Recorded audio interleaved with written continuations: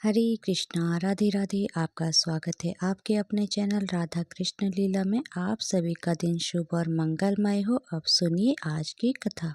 दत्तात्रेय जी कहने लगे कि हे राजन, प्रजापति ने पापों के नाश के लिए प्रयाग तीर्थ की रचना की। सफेद गंगा जी और काली यमुना जी के जल की धारा में स्नान का महत्व में भली प्रकार सुनो। जो इस संगम में माघ मास में स्नान करता है वह गर्भ योनि में नहीं आता है।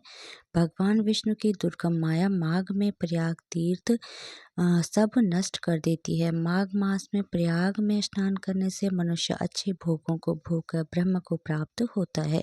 माघ मास तथा मकर के सूर्य में जो प्रयाग में स्नान करता है उसके पुण्यों की गिनती चित्रगुप्त भी नहीं कर सकता है। 100 वर्ष तक निराहार रहकर जो पुण्य प्राप्त होता है वही फल माघ मास में 3 दिन प्रयाग में स्नान करने से होता है। जो फल 100 वर्ष तक योग अभ्यास करने से मिलता है। जैसे सर्प पुरानी केचुली को छोड़कर नया रूप ग्रहण कर लेता है, वैसे ही माघ मास में स्नान करने से मनुष्यों को पाप छोड़कर स्वर्ग को प्राप्त होते हैं। परंतु गंगा यमुना के संगम में स्नान करने से हजारों गुना फल मिलता है। हे राजन, जिसको अमृत कहते हैं वह है यह त्रिवेणी। ब्रह्मा, शिव, रुद्र आदि मरुदगण, गंधर्व, लोकपाल, यक्ष, किन्नर, अणिमादि गुणों से सिद्ध तत्वज्ञानी ब्रह्माणी, पार्वती, लक्ष्मी, सची, नैना, दिति, अदिति, संपूर्ण देव पत्नियां तथा नागों के स्त्रियां, घृताची, मेनका, उर्वशी, रंभा, तिलोत्तमा, अप्सरागण और सपित्र मनुष्यगण, कलयुग में गुप्त और सतयुग में प्रत्यक्ष सब देवता माघ मास में स्नान करने के लिए आते हैं।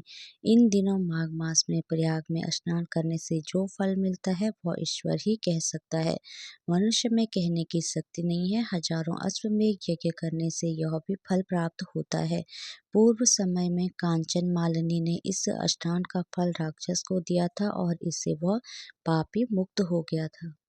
कार्त्यवीर्य कहने लगा कि हे भगवान, वह राक्षस कौन था और कांचन मालिनी कौन थी? उसने अपना धर्म कैसे दिया और उनका साथ कैसे हुआ?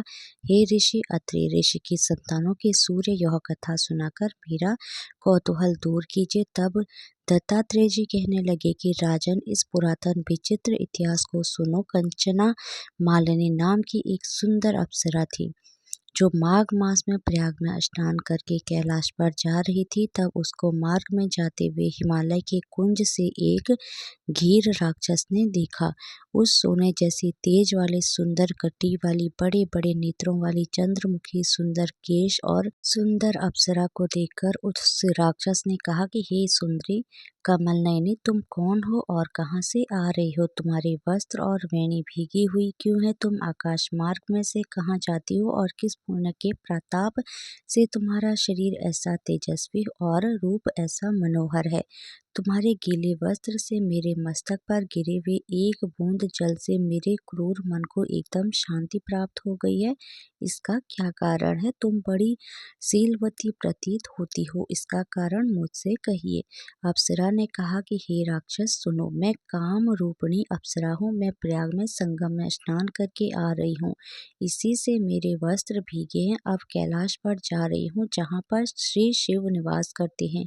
त्रिवेणी के जल से मेरी सब क्रूरता दूर हो गई, जिसके पुण्य के प्रभाव से मैं इतनी सुंदर और पार्वती जी की प्रिय सखी हुई।